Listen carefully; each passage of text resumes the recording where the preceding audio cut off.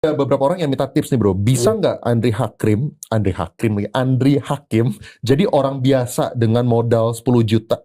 Bisa nggak Andri Hakim jadi orang biasa dengan modal 10 juta bisa cuan? Mungkin pertanyaan gini kali. Pertanyaannya adalah orang kalau misalnya mereka sekarang modalnya cuma 10 juta, itu mereka expect konsisten cuan di saham bisa nggak pertanyaannya?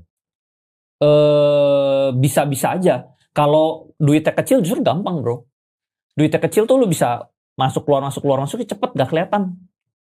Justru lu kalau duit kecil tuh gampang untung sebenarnya. Nggak keluar di keterbukaan informasi gitu. Iya gitu loh. Kalau duitnya gede tuh susah karena lu jualnya cari liquidity susah. Bahkan contoh ya, kalau lu duitnya 10 juta, lu cari saham-saham yang super mini aja lu masih bisa, liquidity-nya masih ada.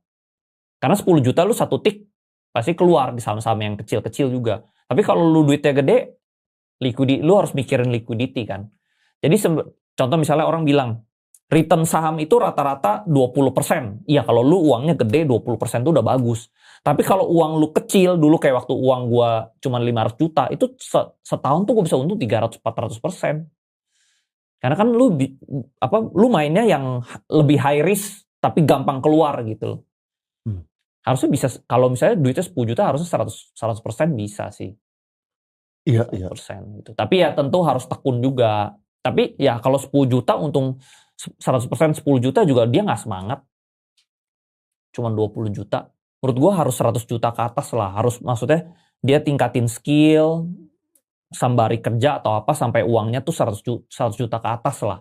Nah baru 100 juta ke atas ini dia mulai tekun trading saham. Tapi apakah sebaiknya tekunnya sejak kecil ya? Iya, sejak kecil bagus sih. Ya, bagus. Jadi dia sembari kerja, sembari dia dapetin feel-nya. Terus membiasakan rugi di saham dulu. Jadi begitu dia uangnya udah 100 juta, dia nggak kaget kalau rugi. Gitu. Biasa orang kalau masuknya duitnya gede, terus dia kena kaget rugi, dia hilang mental, dia berhenti, pensiun. Gitu. Ya. Dia harus membiasakan dulu yang namanya rugi. Gitu. Karena lu mau di bidang keuangan, lu nggak mungkin lu menang terus, pasti lu udah ruginya. Iya, betul. Gitu. Nitip Ko Andri, mindset apa yang harus kita punya agar kita para retail bisa sukses di pasar saham? Mentalnya ya itu ya, perseverance kali ya, pantang menyerah ya. Ya lu harus endure terus, lawan terus aja. Kadang ya, mungkin kalau orang yang mentalnya bisnis tuh udah terbiasa yang namanya kadang bisnis lagi sepi, kadang bisnis lagi rame. Nah itu yang harus dilatih, Mbak. Jadi di saham itu juga sama, ada saatnya saham itu sepi, ada saatnya saham itu rame. Ya justru pas sepi dan turun ya lu beli.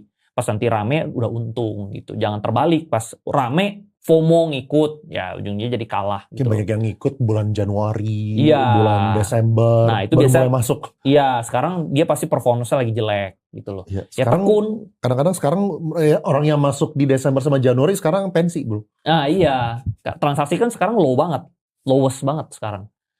Ya jadi tetap tekun lah, tetap konsisten, ya sabar.